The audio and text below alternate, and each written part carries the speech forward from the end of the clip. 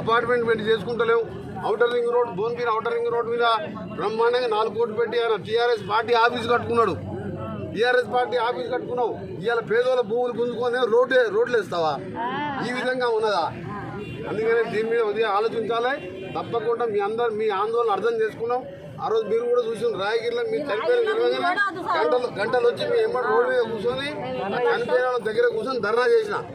దీని మీద కూడా మీకోసం ఎటువంటి త్యాగాలకైనా సిద్ధంగా ఉంటానని మీకు హామీ ఇస్తున్నాను. మళ్ళీ రేపెల్లుండి ఈ వారం రోజుల్లోనే మీ ముఖ్య నాయకులు తీసుకొచ్చి కేంద్ర మంత్రి గడ్కరీ గారిని కూడా మళ్ళీ రిప్రజెంటేషన్ ఇద్దాం. మీరందరూ కూడా ఎవరెవరు భూములు పోతున్నాయి ఇవ్వండి. ఇక్కడ కృష్ణప్రసాద్ గారికి దగ్గర 10-20 సార్లు మాట్లాడినా. నా చేతిలో ఏం లేదు సార్, రాష్ట్ర ప్రభుత్వం ఢిల్లీకి పంపింది, ఢిల్లీ వాళ్ళు అప్రూవ్ చేసి మాకు పంపిను, అవసరం మీరు అక్కడి నుంచి మారవాలి తప్ప నా చేతులు లేదని చెప్పిండు ఆయన. ఈయన ఆమెను పోయి అడిగితే కూడా ఆమె కూడా ఏమనేదంటే ఇంకా పూర్తిగా ఫైనల్ కాలేదు, ఇంకా కొద్దిగా చేంజ్ చేసే అవసరం ఉంది అన్నప్పుడు రాయగిరి గురించి స్పెషల్గా నా లెటర్ కూడా ఉన్న కార్లో ఉంది, లెటర్ ఇస్తా. మినిస్టర్కి వెళ్ళి వచ్చిన లెటర్ కాపీ కూడా పంపించే 5,000 గడ్కరీ గారికి వచ్చింది.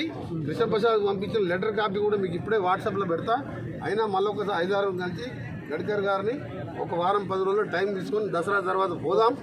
మీరు ఇక్కడ ఎవరైనా వచ్చినా, మీరు ఎవరైనా సర్వేకి వచ్చినా మీరు ఆపండి. మా ఎంపీ గారు మా పాటించారు,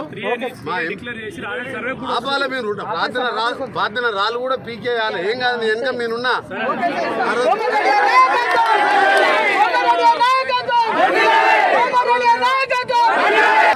కమిషనర్తో ఫోన్లో తిట్టి నేను అరెస్ట్ చేస్తాను, చేసుకోపో అరెస్ట్ అని చెప్పిన. నేనేం భయపడుతుంది కాదు, బతికేదే పేదల కోసం.